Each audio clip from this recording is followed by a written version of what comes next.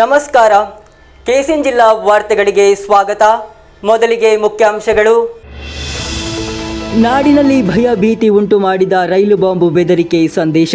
ಸಂಘಟಿತ ಪೊಲೀಸ್ ಕಾರ್ಯಾಚರಣೆಯಲ್ಲಿ ಬೆದರಿಕೆ ಸಂದೇಶ ನೀಡಿದ ಆರೋಪಿಯ ಬಂಧನ. ಶಾಲಾ ಬಸ್ ಕಂದಕಕ್ಕೆ ಉರುಳಿ ಬಿದ್ದು ಅದೃಷ್ಟವಶಾತ್ ತಪ್ಪಿದ ಭಾರೀ ದುರಂತ. ಬಸ್ಸಿನಲ್ಲಿದ್ದ ಮಕ್ಕಳಿಗೆ ಯಾವುದೇ ಗಾಯಗಳಾಗದೆ ಪಾರು. ನಿಶ್ಚಿತಾರ್ಥ ವಧುವಿನ ಆತ್ಮಹತ್ಯೆಯ ಬಳಿಕ ವರನು ಆತ್ಮಹತ್ಯೆ ಮಾಡಿಕೊಂಡ ಘಟನೆ. ನಾಡಿನಲ್ಲಿ ಸೂತಕದ ಛಾಯೆ ಮೂಡಿಸಿದ ಮರಣ ವಾರ್ತೆ. ಆತ್ಮಹತ್ಯೆಗೆ ಕಾರಣ ಅಸ್ಪಷ್ಟ. ಮಂಜೇಶ್ವರ ತಲಪಾಡಿ ಮೀನು ಮಾರುಕಟ್ಟೆಯಲ್ಲಿ ಭಾರೀ ಕಳವು. 1,30,000 ರೂಪಾಯಿ ಮೌಲ್ಯದ ಮೀನು, 5,000 ರೂಪಾಯಿ ನಗದು ಹಾಗೂ 4 ಚಾಕು ದರೋಡೆ. ಕಾಸರಗೋಡಿನ ಉದುಮ ನಿವಾಸಿ ಮಹಿಳೆಯೊಬ್ಬರಿಗೆ ಪೊಳ್ಳು ಭರವಸೆ ನೀಡಿ ಲಕ್ಷಾಂತರ ರೂಪಾಯಿ ವಂಚಿಸಿದ ಪ್ರಕರಣ. ಆರೋಪಿ ಕೋಟಯಂನ ಅನಿಕ್ಕಾಡು ನಿವಾಸಿ ಆಂಟೋನಿ ವಿನ್ಸೆಂಟ್ ಎಂಬಾತನನ್ನು ಬಂಧಿಸಿದ ಕಾಸರಗೋಡು ಸೈಬರ್ ಕ್ರೈಂ ಪೊಲೀಸರು.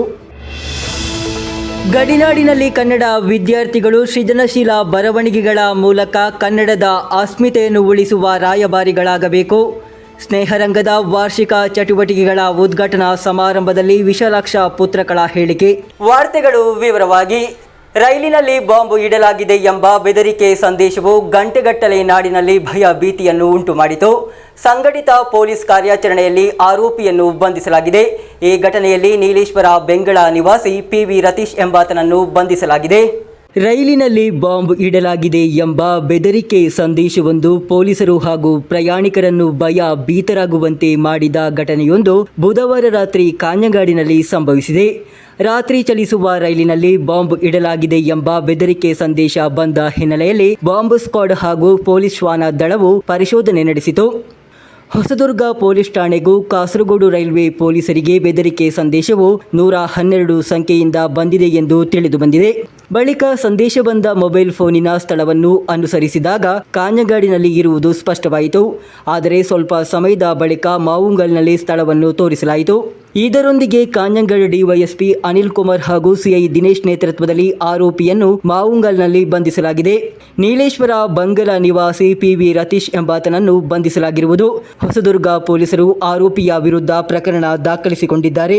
ತಿರುವನಂತಪುರಕ್ಕೆ ಹೊರಟಿದ್ದ ಮಲಬಾರ್ ಎಕ್ಸ್ಪ್ರೆಸ್ ಕಣ್ಣೂರು ರೈಲ್ವೆ ನಿಲ್ದಾಣ ತಲುಪಿದಾಗ CRPF ಹಾಗೂ RPF ಜೊತೆಯಾಗಿ ರೈಲನ್ನು ಸಮಗ್ರವಾಗಿ ಪರಿಶೋಧನೆ ನಡೆಸಿತು. ತಪಾಸಣೆಯ ಸಮಯದಲ್ಲಿ ಯಾವುದೇ ಬಾಂಬ್ ಅಥವಾ ಇತರ ಅನುಮಾನಾಸ್ಪದ ವಸ್ತುಗಳು ಕಂಡುಬಂದಿಲ್ಲ. ಕಣ್ಣೂರಿನಿಂದ ಮಂಗಳೂರಿಗೆ ಚಲಿಸುವ ಪರಶುರಾಮ ಎಕ್ಸ್ಪ್ರೆಸ್ ಕಾಸರಗೋಡು ರೈಲ್ವೆ ನಿಲ್ದಾಣವನ್ನು ತಲುಪಿದಾಗ ರೈಲನ್ನು ಪರಿಶೋಧನೆ ನಡೆಸಲಾಯಿತು. ಜಾರ್ಖಂಡಿನ 2 ಮಹಿಳೆಯರು ಕಾಞಂಗಾಡ್ ರೈಲ್ವೆ ನಿಲ್ದಾಣಕ್ಕೆ ಹೋಗಲು ನಿರ್ದೇಶನ ಕೇಳಿದ್ದರು ಹಾಗೂ ಮಹಿಳೆಯರು ಬಾಂಬ್ ತೆಗೆದುಕೊಂಡು ಹೋಗುತ್ತಿದ್ದಾರೆ ಎಂದು ಭಾವಿಸಿ ಕರೆ ಮಾಡಿದ್ದಾಗಿ ಆರೋಪಿ ಪೊಲೀಸರಿಗೆ ತಿಳಿಸಿದ್ದಾನೆ.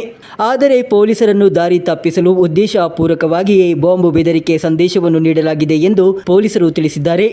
News bureau, Kanhangad. ಕಾಸರಗೋಡಿನ ನೆಲ್ಲಿಕುನ್ನು ಎಂಬಲ್ಲಿ ಶಾಲಾ ಬಸ್ ಕಂದಕಕ್ಕೆ ಉರುಳಿ ಬಿದ್ದಿದ್ದು ದೊಡ್ಡ ದುರಂತವೊಂದು ಕೂದಲೆಳೆ ಅಂತರದಲ್ಲಿ ತಪ್ಪಿ ಹೋಗಿದೆ. ಬಸ್ಸಿನಲ್ಲಿದ್ದ ಯಾವುದೇ ಮಕ್ಕಳಿಗೆ ಗಾಯಗಳಾಗಿಲ್ಲ. ಈ ಘಟನೆ ಗುರುವಾರ ಬೆಳಿಗ್ಗೆ ನಡೆದಿದೆ ಎಂದು ತಿಳಿದು ಬಂದಿದೆ. ಕಾಸರಗೋಡಿನ ನೆಲ್ಲಿಕುನ್ನುವಿನಲ್ಲಿ ಶಾಲಾ ಬಸ್ ಕಂದಕಕ್ಕೆ ಉರುಳಿದೆ. ಅದೃಷ್ಟವಶಾತ್ ಭಾರೀ ದುರಂತವೊಂದು ತಪ್ಪಿದೆ. ಬಸ್ಸಿನಲ್ಲಿದ್ದ ಮಕ್ಕಳಿಗೆ ಯಾವುದೇ ಗಾಯಗಳಾಗಿಲ್ಲ. ರಸ್ತೆಯಲ್ಲಿ ಬೆಳೆದಿದ್ದ ಕಾಡನ್ನು ತಪ್ಪಿಸಲು ಪ್ರಯತ್ನಿಸುವಾಗ ಶಾಲಾ ಬಸ್ ನಿಯಂತ್ರಣ ತಪ್ಪಿ ರಸ್ತೆ ಬದಿಯಲ್ಲಿರುವ ಕಂದಕಕ್ಕೆ ಉರುಳಿದೆ. ನೆಲ್ಲಿಕುನ್ನುವಿನ ಬಂಗರಕುನ್ನುವಿನಲ್ಲಿ ಅಪಘಾತ ಸಂಭವಿಸಿದೆ. ನೆಲ್ಲಿಕುನ್ನುವಿನ AUP ಶಾಲೆಯ ವಿದ್ಯಾರ್ಥಿಗಳನ್ನು ಕರೆದೊಯ್ಯುತ್ತಿದ್ದ ಬಸ್ ಅಪಘಾತಕ್ಕೀಡಾಗಿದೆ. ಶಾಲೆಗೆ ಸಂಯೋಜಿತವಾಗಿರುವ ತಂಗಳು ಪಾಪ ಇಂಗ್ಲಿಷ್ ಮಾಧ್ಯಮ ಶಾಲೆಯ LKG ಹಾಗೂ UKG ವಿದ್ಯಾರ್ಥಿಗಳು ಸಹ ಬಸ್ಸಿನಲ್ಲಿದ್ದರು. ಬಸ್ ಮಕ್ಕಳಿಂದ ತುಂಬಿತ್ತು ಎಂದು ವರದಿಯಾಗಿದೆ.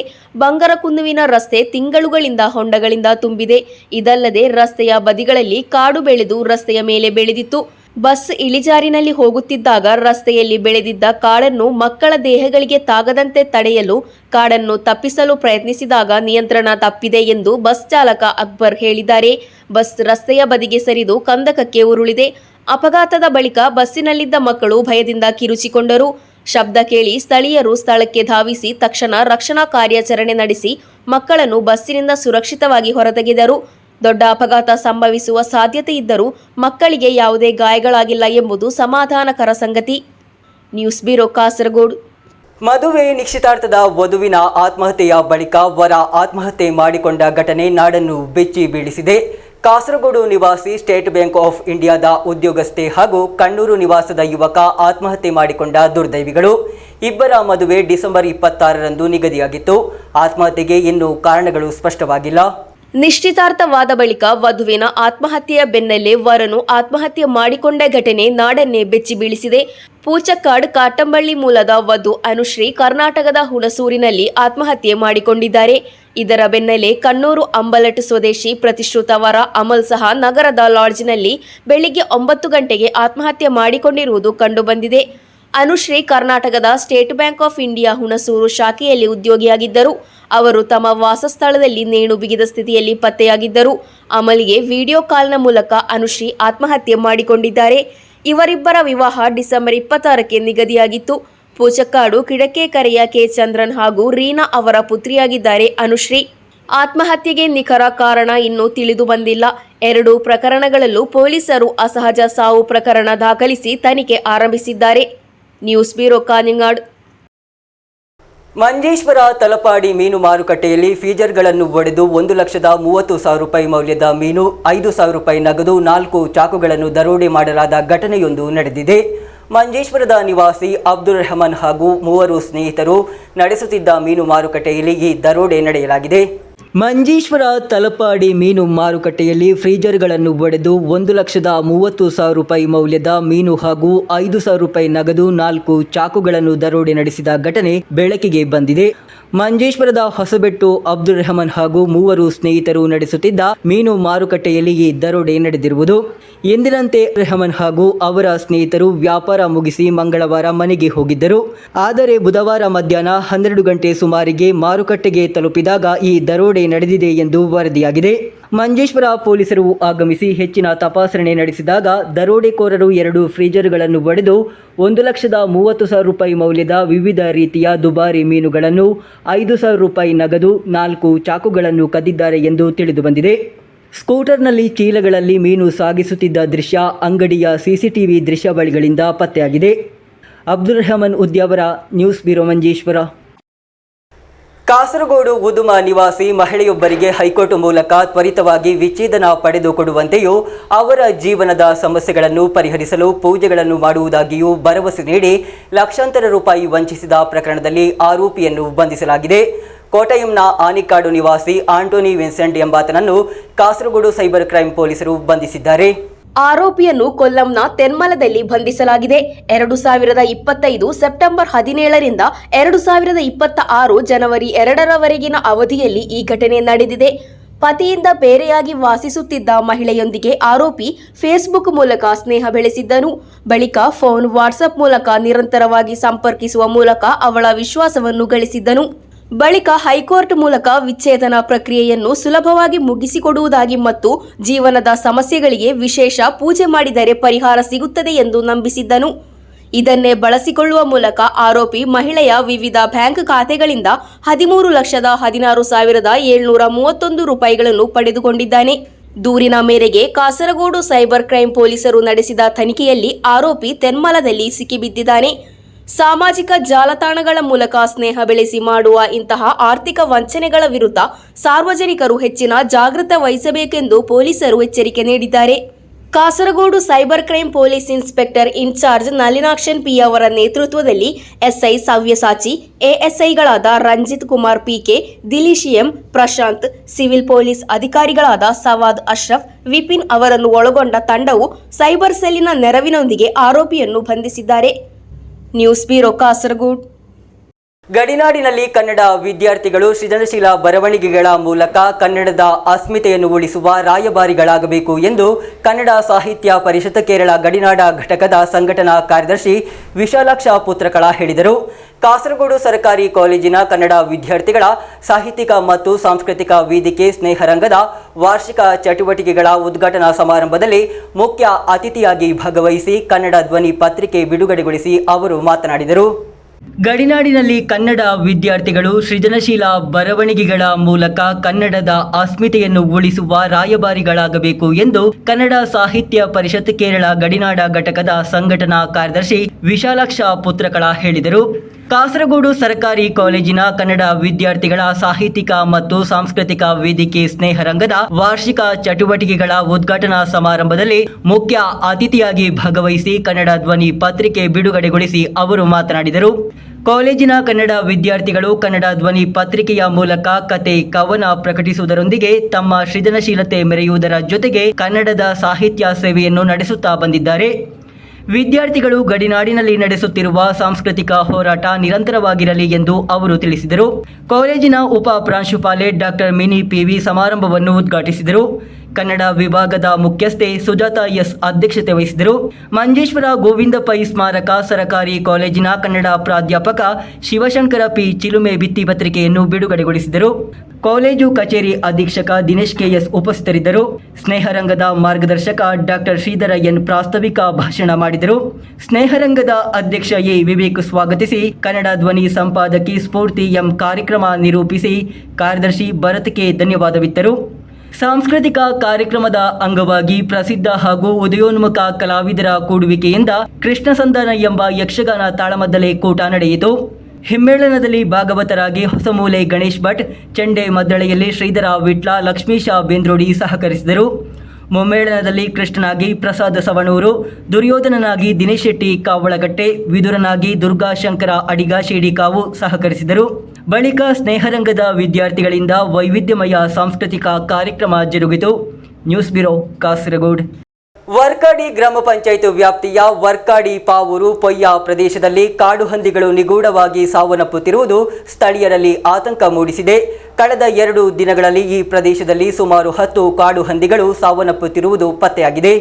ಸಾಮಾನ್ಯವಾಗಿ ಜನವಸತಿ ಪ್ರದೇಶಗಳಿಂದ ದೂರವಿರುವ ಕಾಡುಗಳಲ್ಲಿ ಇಂತಹ ಘಟನೆಗಳು ನಡೆಯುವುದರಿಂದ ಇವು ಸಾರ್ವಜನಿಕವಾಗಿ ಪ್ರಕಟವಾಗುವುದಿಲ್ಲ.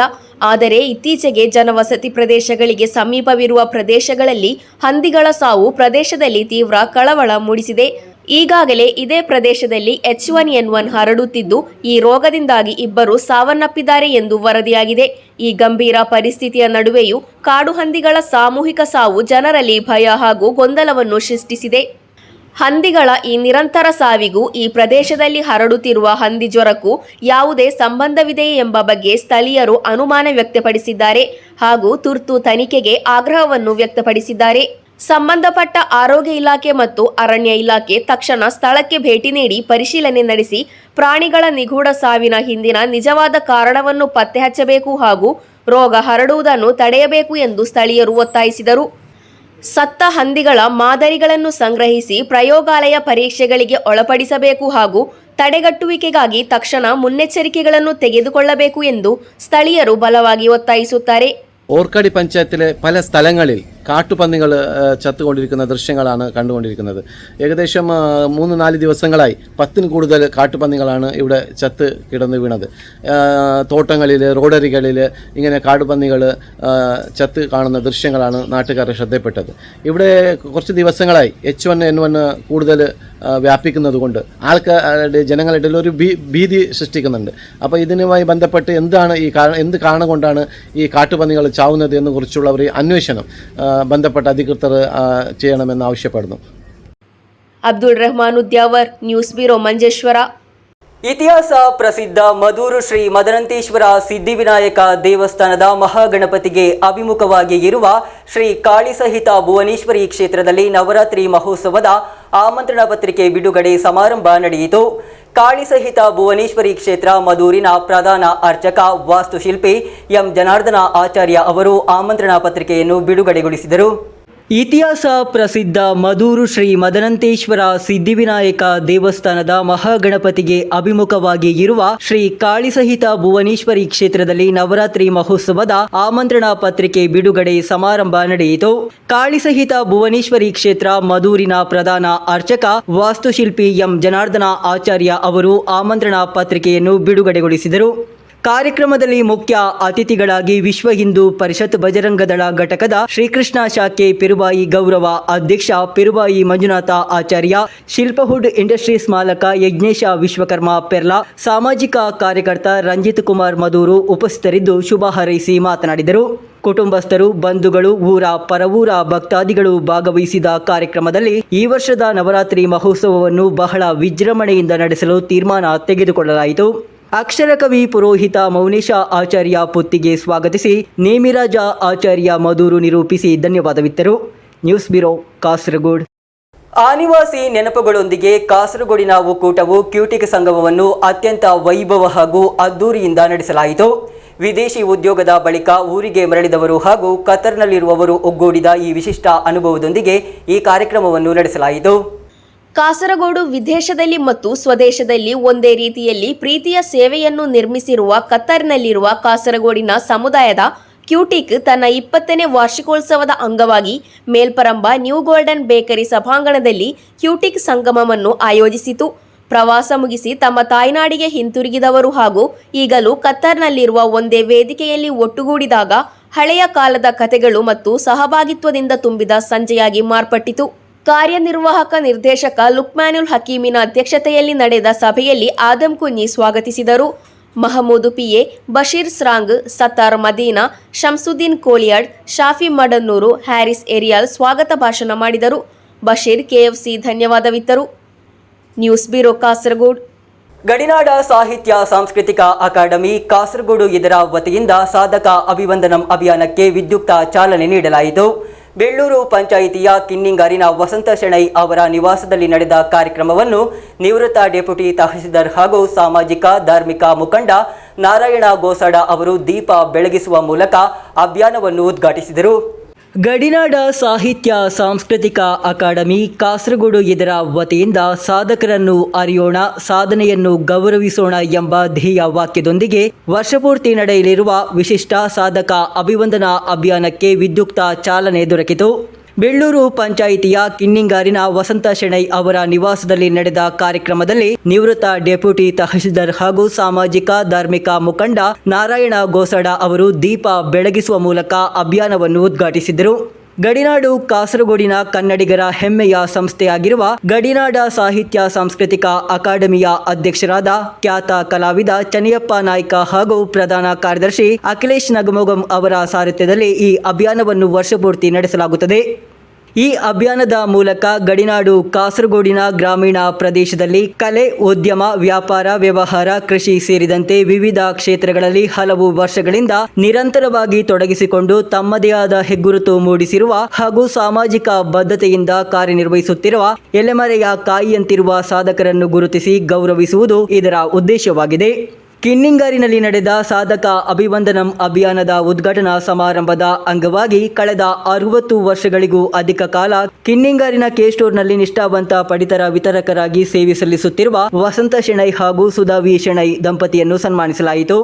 ಕಾರ್ಯಕ್ರಮದ ಮುಖ್ಯ ಅತಿಥಿಯಾಗಿ ಭಾಗವಹಿಸಿದ ಕೇರಳ ವ್ಯಾಪಾರಿ ವ್ಯವಸಾಯಿ ಏಕೋಪನಾ ಸಮಿತಿಯ ಜಿಲ್ಲಾ ಕಾರ್ಯದರ್ಶಿ ಹಾಗೂ ಬದಿಡ್ಕದ ಪ್ರಮುಖ ವ್ಯಾಪಾರಿ ಕುಂಜಾರು ಮೊಹಮ್ಮದ್ ಹಾಜಿ ಅವರು ಸನ್ಮಾನಿತ ದಂಪತಿಗೆ ಶಾಲು ಹೊದಿಸಿ ಫಲಪುಷ್ಪ ಹಾಗೂ ಅಭಿನಂದನಾ ಪತ್ರವನ್ನು ಸಮರ್ಪಿಸಿದರು. ಆ ಬಳಿಕ ಮಾತನಾಡಿದ ಅವರು, ವಸಂತ ಶೆಣೈ ಅವರು ಹಲವು ವರ್ಷಗಳಿಂದ ಕರ್ತವ್ಯ ನಿಷ್ಠೆ ಹಾಗೂ ಪ್ರಾಮಾಣಿಕತೆಯಿಂದ ಸೇವೆ ಸಲ್ಲಿಸುತ್ತಿರುವುದು ಅತ್ಯಂತ ಶ್ಲಾಘನೀಯ ಎಂದು ಹೇಳಿದರು. ಗಡಿನಾಡ ಸಾಹಿತ್ಯ ಸಾಂಸ್ಕೃತಿಕ ಅಕಾಡೆಮಿಯ ಅಧ್ಯಕ್ಷ ಚನಿಯಪ್ಪ ನಾಯ್ಕ ಅವರು ಕಾರ್ಯಕ್ರಮದ ಅಧ್ಯಕ್ಷತೆ ವಹಿಸಿದರು. ಸಾಮಾಜಿಕ ಕಾರ್ಯಕರ್ತ ತಾರನಾಥ ರೈ ಕಡಾರು ಶುಭ ಹಾರೈಸಿ ಮಾತನಾಡಿದರು. ಕಾರ್ಯಕ್ರಮದಲ್ಲಿ ಕುಂಬ್ಡಾಜೆ ಪಂಚಾಯತ್ ಸಾರ್ವಜನಿಕ ಗಣೇಶೋತ್ಸವ ಸಮಿತಿಯ ಉಪಾಧ್ಯಕ್ಷ ಸತೀಶ್ ರೈ ಗೋಸಾಡ, ಶ್ರೀಧರ ರೈ ಸಸಿಹಿತ್ಲು, ಜಾನಪದ ಕಲಾವಿದೆ ಪುಷ್ಪವತಿ ನೆಟ್ಟಣಿಗೆ, ನಾಟಿ ವೈದ್ಯೆ ಶ್ಯಾಮಲ ರೈ ಮೋಹನ್, ಮಂದಾರ ಕುಟುಂಬಶ್ರೀ ಸಂಸ್ಥೆಯ ಸದಸ್ಯರು, ಸನ್ಮಾನಿತರ ಕುಟುಂಬ ಸದಸ್ಯರು ಹಾಗೂ ಅಭಿಮಾನಿಗಳು ಉಪಸ್ಥಿತರಿದ್ದರು. ಕಾರ್ಯಕ್ರಮದಲ್ಲಿ ಮಾಜಿ ಕುಂಬ್ಡಾಜೆ ಪಂಚಾಯತ್ ಸದಸ್ಯ ಹರೀಶ್ ಗೋಸಾಡ ಸ್ವಾಗತಿಸಿ ಅಕಾಡೆಮಿಯ ಪ್ರಧಾನ ಕಾರ್ಯದರ್ಶಿ ಅಖಿಲೇಶ್ ನಗುಮೊಗಂ ಧನ್ಯವಾದವಿತ್ತರು. ಪತ್ರಕರ್ತ ವಿಜಿ ಕಾಸರಗೋಡು ಪ್ರಾಸ್ತಾವಿಕ ನುಡಿಗಳೊಂದಿಗೆ ಕಾರ್ಯಕ್ರಮವನ್ನು ನಿರೂಪಿಸಿದರು. ವಸಂತ ಬಾರಡ್ಕ ಪ್ರಾರ್ಥನಾ ಗೀತೆ ಹಾಡಿದರು. News bureau, Kasaragod. ಕೊನೆಯಲ್ಲಿ ಮತ್ತೊಮ್ಮೆ ಮುಖ್ಯಾಂಶಗಳು. ನಾಡಿನಲ್ಲಿ ಭಯ ಭೀತಿ ಉಂಟು ಮಾಡಿದ ರೈಲು ಬಾಂಬ್ ಬೆದರಿಕೆ ಸಂದೇಶ. ಸಂಘಟಿತ ಪೊಲೀಸ್ ಕಾರ್ಯಾಚರಣೆಯಲ್ಲಿ ಬೆದರಿಕೆ ಸಂದೇಶ ನೀಡಿದ ಆರೋಪಿಯ ಬಂಧನ. ಶಾಲಾ ಬಸ್ ಕಂದಕಕ್ಕೆ ಉರುಳಿ ಬಿದ್ದು ಅದೃಷ್ಟವಶಾತ್ ತಪ್ಪಿದ ಭಾರೀ ದುರಂತ. ಬಸ್ಸಿನಲ್ಲಿದ್ದ ಮಕ್ಕಳಿಗೆ ಯಾವುದೇ ಗಾಯಗಳಾಗದೆ ಪಾರು. ನಿಶ್ಚಿತಾರ್ಥ ವಧುವಿನ ಆತ್ಮಹತ್ಯೆಯ ಬಳಿಕ ವರನು ಆತ್ಮಹತ್ಯೆ ಮಾಡಿಕೊಂಡ ಘಟನೆ. ನಾಡಿನಲ್ಲಿ ಸೂತಕದ ಛಾಯೆ ಮೂಡಿಸಿದ ಮರಣ ವಾರ್ತೆ. ಆತ್ಮಹತ್ಯೆಗೆ ಕಾರಣ ಅಸ್ಪಷ್ಟ. ಮಂಜೇಶ್ವರ ತಲಪಾಡಿ ಮೀನು ಮಾರುಕಟ್ಟೆಯಲ್ಲಿ ಭಾರೀ ಕಳವು. 1,30,000 ರೂಪಾಯಿ ಮೌಲ್ಯದ ಮೀನು, 5,000 ರೂಪಾಯಿ ನಗದು ಹಾಗೂ 4 ಚಾಕು ದರೋಡೆ. ಕಾಸರಗೋಡಿನ ಉದುಮ ನಿವಾಸಿ ಮಹಿಳೆಯೊಬ್ಬರಿಗೆ ಪೊಳ್ಳು ಭರವಸೆ ನೀಡಿ ಲಕ್ಷಾಂತರ ರೂಪಾಯಿ ವಂಚಿಸಿದ ಪ್ರಕರಣ. ಆರೋಪಿ ಕೋಟಯಂನ ಅನಿಕ್ಕಾಡು ನಿವಾಸಿ ಆಂಟೋನಿ ವಿನ್ಸೆಂಟ್ ಎಂಬಾತನನ್ನು ಬಂಧಿಸಿದ ಕಾಸರಗೋಡು ಸೈಬರ್ ಕ್ರೈಂ ಪೊಲೀಸರು. ಗಡಿನಾಡಿನಲ್ಲಿ ಕನ್ನಡ ವಿದ್ಯಾರ್ಥಿಗಳು ಸೃಜನಶೀಲ ಬರವಣಿಗೆಗಳ ಮೂಲಕ ಕನ್ನಡದ ಅಸ್ಮಿತೆಯನ್ನು ಉಳಿಸುವ ರಾಯಭಾರಿಗಳಾಗಬೇಕು. ಸ್ನೇಹರಂಗದ ವಾರ್ಷಿಕ ಚಟುವಟಿಕೆಗಳ ಉದ್ಘಾಟನಾ ಸಮಾರಂಭದಲ್ಲಿ ವಿಶಾಲಾಕ್ಷ ಪುತ್ರಕಳ ಹೇಳಿಕೆ. ಇಂದಿನ ವಾರ್ತಾ ಸಂಚಿಕೆ ಇಲ್ಲಿಗೆ ಮುಕ್ತಾಯವಾಯಿತು. ಮುಂದಿನ ವಾರ್ತಾ ಸಂಚಿಕೆಯೊಂದಿಗೆ ಮತ್ತೆ ಭೇಟಿಯಾಗೋಣ. ವಂದನೆಗಳು.